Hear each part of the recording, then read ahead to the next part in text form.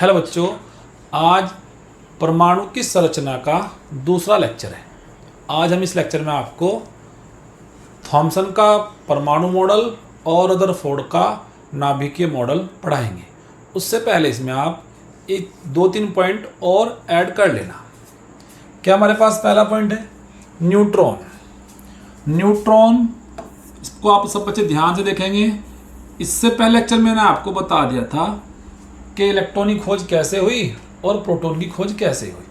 तो न्यूट्रॉन के बारे में आप थोड़ी सी जानकारी ले लेना। इसकी खोज 1932 में की थी चैडविक ने, आप ये याद रखेंगे। उन्होंने क्या एक्सपेरिमेंट किए थे?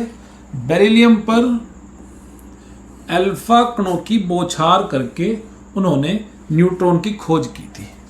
नेक्स्ट पॉइंट इंपॉर्टेंट है, ये कैसा होता है? इस पर कोई प्लस माइनस चार्ज नहीं होता है। ये विद्युत उदासीन कण है, इस पर कोई चार्ज नहीं है। इसका जो द्रव्यमान होता है वो लगभग प्रोटॉन के बराबर होता है, प्रोटॉन से थोड़ा सा भारी होता है। सही है, ये कुछ जानकारी है न्यूट्रॉन के बारे में। आज हमें चैप्टर में क्या पढ़ना है? हमें पढ़ने हैं एटॉमिक मॉडल। हमें क्या पढ़ने हैं? एटॉमिक मॉडल पढ़ने हैं। फर्स्ट हम पढ़ेंगे थॉमसन का, दूसरा पढ़ेंगे रदरफोर्ड का। तो स्टार्ट करते हैं थॉमसन के मॉडल से। अब थॉमसन का मॉडल हमारे पास सिंपल है बहुत। क्या बोलता है थॉमसन का मॉडल? परमाणु एक समान आवेशित गोला है। एटम क्या है भाई?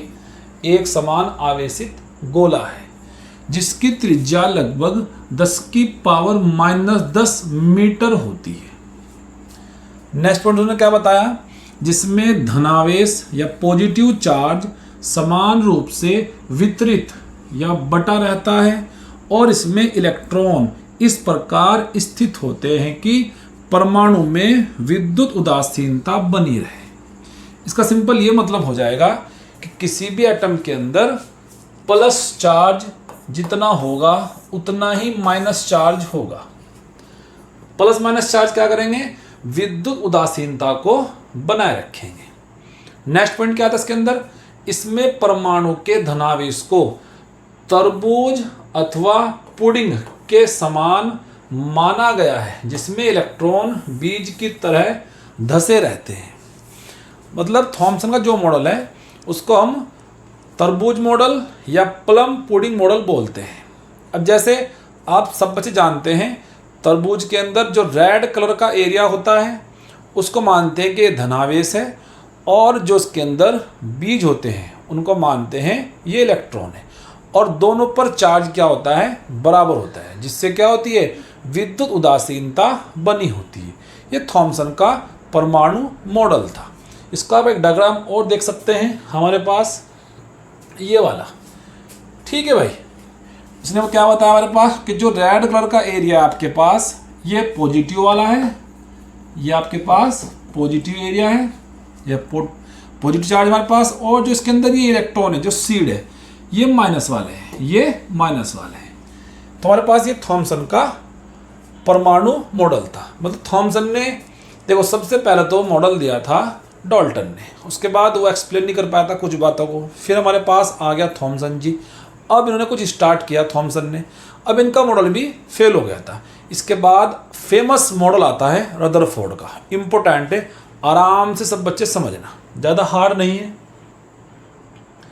ये मेरे पास है भाई पहला रदरफोर्ड का नाभिकीय मॉडल। रदरफोर्ड और उसके विद्यार्थियों ने सोने की पतली पन्नी, किस पर हुए थे एक्सपेरिमेंट भाई?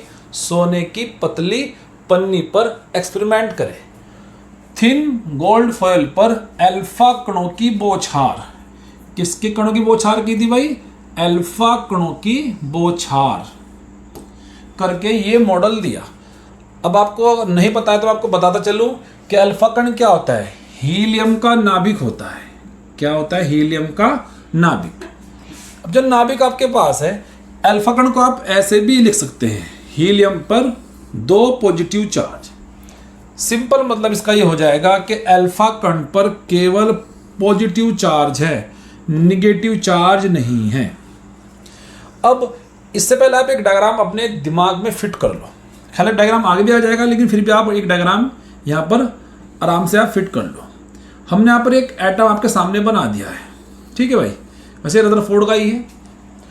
इसके अंदर ये जो बीच का आपका भाई, इसको बोलते हैं नाभिक या बोलते हैं न्यूक्लियस, इनको बोलते हैं ऑर्बिट या बोलते हैं कक्षा।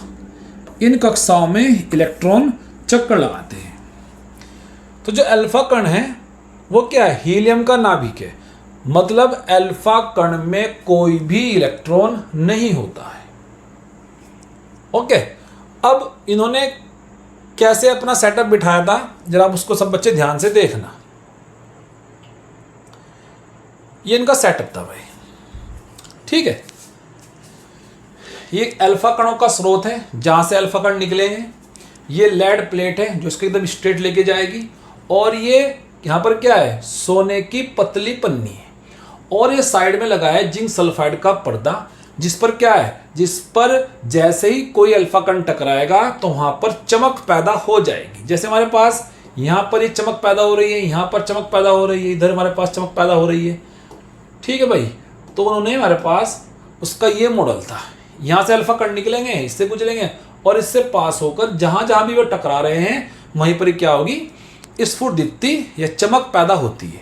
अब उन्होंने इस मॉडल से कौन कौन से निष्कर्ष निकाले थे, हम उसे डिटेल में पढ़ेंगे।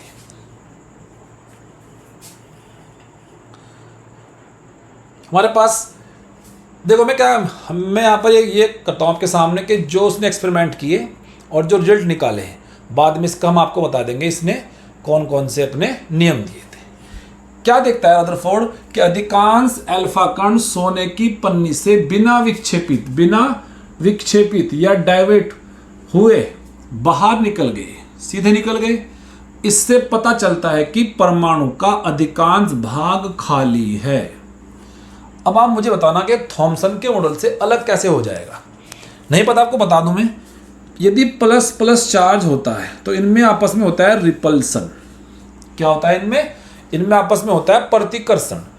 अब जैसे थॉमसन जी बोल रहे थे कि प्लस चार्ज तो पूरे एटम में फैला रहता है, तो आप मुझे बताना क्या इसमें से अल्फा कण क्रॉस कर जाएगा। भाई ये प्लस चार्ज पूरा प्लस चार्ज चारों तरफ फैला पड़ा है, किसके अकॉर्डिंग, थॉमसन के अकॉर्डिंग। अब इधर से कोई अल्फा पार्टिकल आया, उस पर प्लस चार्ज है, क्या ये सीधा निकल जाएगा?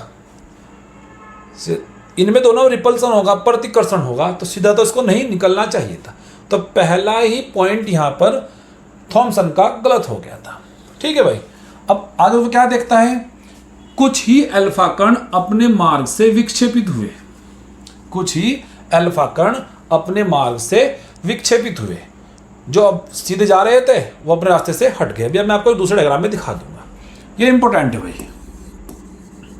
क्या 20,000 अल्फा कणों में से केवल एक अल्फा कण, कितना भाई, एक अल्फा कण अपने मार्ग पर वापस लौटता है। मतलब जैसे अल्फा कण जाएगा वो ऐसे ही वापस आ जाएगा, तो उसमें एंगल हो जाएगा 180 डिग्री का। उसने ये 3 पॉइंट देखे।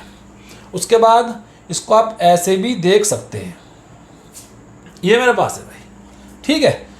ये एटम हो गया है, उसके बाद ये अल्फा कण यहाँ पर पहुँच रहे हैं। अब देखो, कुछ अल्फा कण तो सीधे निकल गए और कुछ अल्फा कण अपने मार्ग से थोड़े से विक्षेपित हो गए। अगर हम इसमें एक एक्स्ट्रा अल्फा कण मान लेते हैं तो उसको हम ऐसे दिखा सकते हैं हमारे पास कि एक अल्फा कण सीधा इधर चला गया और टकराकर वापस अपने मार्ग पर वापस आ गया है। ये रदरफोर्ड का परमाणु मॉडल था। अब उन्होंने कैसे अपना मॉडल दिया है वो देखते हैं। देखो वो क्या बताते हैं, अब वो अपने स्टार्ट करते हैं।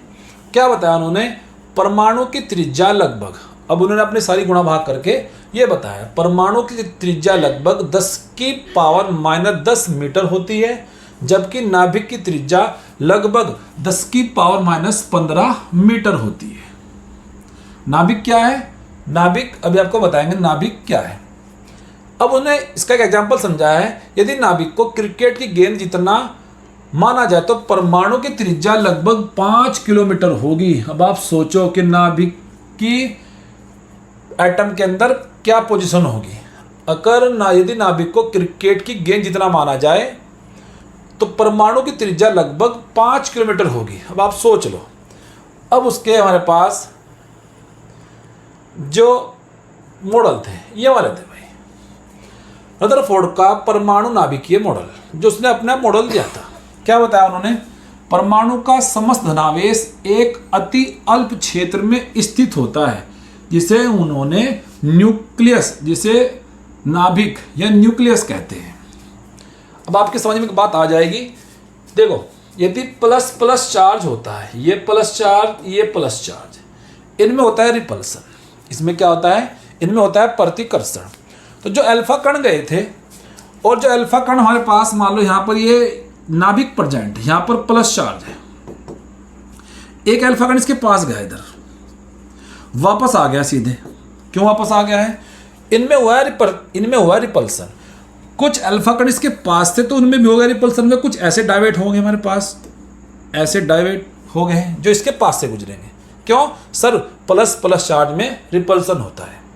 तो उन्होंने क्या बताया कि एटम के अंदर कोई क्षेत्र ऐसा है जहां पर परमाणु का समस्त धनावेश प्रेजेंट है, समस्त धनावेश प्रेजेंट है, उसी को बोलते हैं नाभिक, उसी को बोलते हैं नाभिक। ठीक है भाई। उसके बाद दूसरा क्या बताया? नाभिक के चारों ओर इलेक्ट्रॉन वृत्ताकार पथों में या सर्कुलर पाथ में, वृत्ताकार पथों में घूमते हैं। इन पथों को नाम दिया गया कक्षा या ऑर्बिट कहा जाता है। अभी आप कंफ्यूज मत होना, ऑर्बिट और ऑर्बिटल में ये कक्षा है भाई। ठीक है। इस प्रकार ये मॉडल सौर मंडल से मिलता जुलता है। आप सब बच्चे जानते हैं सौर मंडल में क्या होता है? सन होता है, सूरज के चारों तरफ और ग्रह होते हैं, और उनके बीच में क्या होता है? देखो, कोई भी वस्तु यदि वृत्ताकार पथ में घूमती है तो घूमने के लिए उसको मिलता है अभिकेंद्र बल, या बोलते हैं सेंट्रीपिटल फोर्स बोलते हैं। जैसे सन और पृथ्वी के बीच में सेंट्रीपिटल फोर्स सन देता है अर्थ को घूमने के लिए।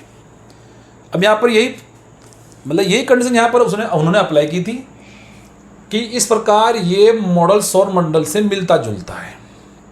कैसे भी आपको थोड़ा समझा दूँ आगे में। इलेक्ट्रॉन और नाभिक आपस में स्थिर वैद्युत आकर्षण बल द्वारा बंधे रहते हैं। इलेक्ट्रॉन और नाभिक आपस में स्थिर वैद्युत आकर्षण बल द्वारा बंधे रहते हैं। मतलब जैसे ही प्लस माइनस चार्ज आएगा वहां पर होता है आकर्षण का बल, नाभिक पर प्लस चार्ज है और इलेक्ट्रॉन पर माइनस चार्ज है। तो इन दोनों में क्या होता है? स्थिर वैद्युत आकर्षण बलों द्वारा बंधे रहते हैं। इलेक्ट्रॉन चारों तरफ नाभिक के चक्कर लगाता है। इसको मैं एक डायग्राम के द्वारा आपको समझा देता हूं। ये मेरे पास है भाई। ठीक है। हमारे पास ये तो आपकी हो जाएगी ऑर्बिट। ये सब क्या हमारे पास? ये सब कक्षा है, या इनको बोलते हैं ऑर्बिट। ठीक है। और ये बीच में आपका ये नाभिक है, या बोलते हैं न्यूक्लियस। यहां पर इलेक्ट्रॉन चक्कर लगाते हैं। ये हमारे पास क्या है? इलेक्ट्रॉन, और ये ऐसे चक्कर लगाते रहते हैं। ये दूसरी कक्षा है। ये दूसरी कक्षा में इलेक्ट्रॉन चक्कर लगाएंगे। ये फिर तीसरी कक्षा है। इलेक्ट्रॉन फिर तीसरी कक्षा में चक्कर लगाएंगे। जितने इलेक्ट्रॉन होंगे उतने ही इस न्यूक्लियस के अंदर प्रोटॉन होंगे। मतलब 5 इलेक्ट्रॉन तो 5 ही प्रोटॉन होंगे। अब प्रोटॉन पर होता है प्लस चार्ज, तो यहां पर प्लस चार्ज होगा। इलेक्ट्रॉन पर होता है माइनस चार्ज, इन पर माइनस चार्ज होगा। अब ये चक्कर लगा रहे हैं, ऐसे घूम रहे हैं, तो इनके बीच में एक अट्रैक्शन या विद्युत आकर्षण बल होगा, जिस वजह से ये चक्कर लगा रहे हैं। तो सब बच्चे इस मॉडल को ध्यान में रखेंगे कि न्यूक्लियस के अंदर प्रोटॉन के साथ साथ न्यूट्रॉन भी होते हैं। न्यूक्लियस में प्रोटॉन के साथ साथ क्या होते हैं? न्यूट्रॉन भी होते हैं, और इलेक्ट्रॉन इन ऑर्बिट में चक्कर लगाते हैं। अब आप सोच लो ये हमारे पास सन हो जाएगा, ये ग्रह हो जाएंगे, और ये ग्रह के साथ क्या कर रहे हैं, चक्कर लगा रहे हैं। इसलिए बोलते हैं कि इस रदरफोर्ड का जो मॉडल है वो सौर मंडल से मिलता जुलता है। क्लियर है? ठीक है। अब इसके दोष क्या है भाई? रदरफोर्ड मॉडल के दोष, ये मॉडल किसी परमाणु के स्थायित्व या स्टेबिलिटी की व्याख्या नहीं कर पाता है, नहीं कर पाता है। मैं आपको इसमें समझाता हूं कि स्टेबिलिटी कैसे इसके द्वारा नहीं समझा जाती है। देखो, कोई भी चार्ज पार्टिकल है, मान लो इलेक्ट्रॉन हमारे पास है, यदि ये त्वरित होता है या इसके वेग में परिवर्तन होता है, वेलोसिटी चेंज होती है, कोई भी चार्ज पार्टिकल होगा, यदि उसके वेग में परिवर्तन हुआ, वेग में परिवर्तन हुआ है, तो ये क्या करता है, विद्युत चुंबकीय तरंगे बाहर निकालता है, या हम बोल देते हैं विद्युत चुंबकीय विकिरण, इलेक्ट्रोमैग्नेटिक रेडिएशन बाहर निकालता है। अब जो इलेक्ट्रोमैग्नेटिक रेडिएशन होगा, विद्युत चुंबकीय विकिरण होगा, वो एक प्रकार की ऊर्जा होती है। वो क्या होती है? एक प्रकार की ऊर्जा होती है। तो अब मुझे सब बच्चे ध्यान से बताएंगे, ध्यान से बताना। देखो, ये मैंने यहां पर बना दिया है नाभिक, और मैंने यहां पर बना दिया है ये बना दिया मैंने, ऑर्बिट बना दी है। ठीक है भाई, इनके अंदर यहां पर इलेक्ट्रॉन चक्कर लगा रहे हैं, इलेक्ट्रॉन चक्कर लगा रहे हैं। अब मुझे बताओ, क्या इलेक्ट्रॉन चक्कर लगाने के दौरान इलेक्ट्रॉन के वेग में परिवर्तन हो रहा है? सर, दिशा बदल रही है। अभी आप फिजिक्स में पढ़ेंगे कि इलेक्ट्रॉन पहले ऐसे जा रहा था, फिर यहाँ पहुँच गया, अब ऐसे जा रहा है, फिर यहाँ पर इलेक्ट्रॉन ऐसे जा रहा है, फिर इलेक्ट्रॉन इधर जा रहा है। हम समझ गए कि इलेक्ट्रॉन की डायरेक्शन चेंज हो रही है। जैसे ही दिशा चेंज होगी तो वहाँ पर आपका त्वरण आ जाता है या एक्सेलरेशन आ जाता है। तो हम बोल सकते हैं कि इलेक्ट्रॉन यहाँ पर त्वरित है, यहाँ पर इन पर माइनस चार्ज है, यहाँ पर इलेक्ट्रॉन क्या है? त्वरित है। इलेक्ट्रॉन यहाँ पर त्वरित है। अब हम नेक्स्ट पॉइंट बोल सकते हैं मैक्सवेल के अनुसार कि त्वरित पार्टिकल या एक्सेलरेटेड चार्ज पार्टिकल विद्युत चुंबकीय विकिरण उत्सर्जित करते हैं, विद्युत चुंबकीय विकिरण उत्सर्जित करते हैं, और वो एनर्जी की फॉर्म होती है। मान लो हमारे पास ये इलेक्ट्रॉन था, ये हमारे पास इलेक्ट्रॉन है, ये ऐसे घूमा, इसने कुछ एनर्जी अपनी लॉस कर दी बाहर, फिर यहाँ पर कुछ और एनर्जी लॉस कर दी, फिर उसके बाद यहाँ पर लॉस कर दी। ऐसे करते करते एक टाइम में क्या जाएगा, ये अपनी एनर्जी लॉस करते करते कहाँ गिर जाएगा? न्यूक्लियस पर चला जाएगा, वहाँ जाकर गिर जाएगा। क्या ऐसा होता है? सर, ऐसा तो नहीं होता है। तो पहली कमी इसके अंदर यही थी कि स्टेबिलिटी नहीं समझा पाया है कि जब इलेक्ट्रॉन के वेग में परिवर्तन हो रहा है, वेग में परिवर्तन हो रहा है, तो वहाँ पर विद्युत चुंबकीय विकिरण बनेगा, और विकिरण बनेगा तो एनर्जी निकलेगी, और एनर्जी करते करते लास्ट में इलेक्ट्रॉन गिर जाएगा न्यूक्लियस पर। लेकिन ऐसा संभव नहीं है। पहली गलती इसकी ये थी। दूसरी मेरे पास गलती क्या थी इसकी? परमाणुओं की इलेक्ट्रॉनिक संरचना के बारे में कुछ भी वर्णन नहीं करता है। ना ये बताया हमारे पास कि इलेक्ट्रॉन कहाँ पर जॉइंट है, उनकी स्ट्रक्चर क्या है और उनकी ऊर्जा क्या है, इसके बारे में जानकारी नहीं देता है। एक तीसरा पॉइंट भी और भी हमारे पास ये सब नहीं समझा पाता है। तीसरा मेरे पास पॉइंट होता है, तीसरा पॉइंट ये नहीं समझा पाया कि स्पेक्ट्रम देखो दो प्रकार का होता है। एक होता है लाइन स्पेक्ट्रम, एक होता है डिस्क्रीट। अब आप सब बच्चे स्पेक्ट्रम जानते होंगे। स्पेक्ट्रम क्या होता है? आप सबने देखा होगा कि हम यहाँ एक रखते हैं प्रिज्म, यहाँ पर हम रखते हैं प्रिज्म, और इधर से व्हाइट लाइट आती है, तो ये 7 कलर में बट जाती है विबग्योर करके। ठीक है, इसको बोलते हैं स्पेक्ट्रम। अब लाइन स्पेक्ट्रम का मतलब क्या था यहाँ पर, या डिस्क्रीट का मतलब क्या था, वो समझते हैं। पहले स्पेक्ट्रम समझ में आ गया, लाइट का 7 कलर में बटना। इसको आप स्पेक्ट्रम को ऐसा समझो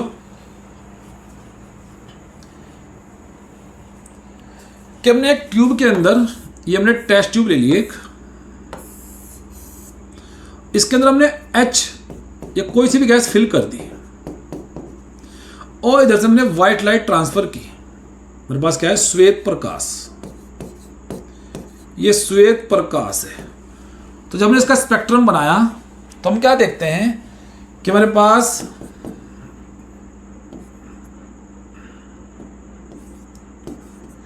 वॉयलेट लाइट थी, हमारे पास इंडिगो भी थी, ऑरेंज रेड भी थी, लेकिन यहाँ पर ब्लू ग्रीन लाइट नहीं थी, उनका स्पेक्ट्रम नहीं था। मतलब यहाँ पे क्या हुआ है कि स्पेक्ट्रम के द्वारा, एच स्पेक्ट्रम के द्वारा कुछ तो लाइन बनती है और कुछ लाइन नहीं बनती है। इसको बोलते हैं हम क्या, लाइन स्पेक्ट्रम, या बोलते हैं डिस्क्रीट, कि कुछ लाइन है कुछ लाइन नहीं है।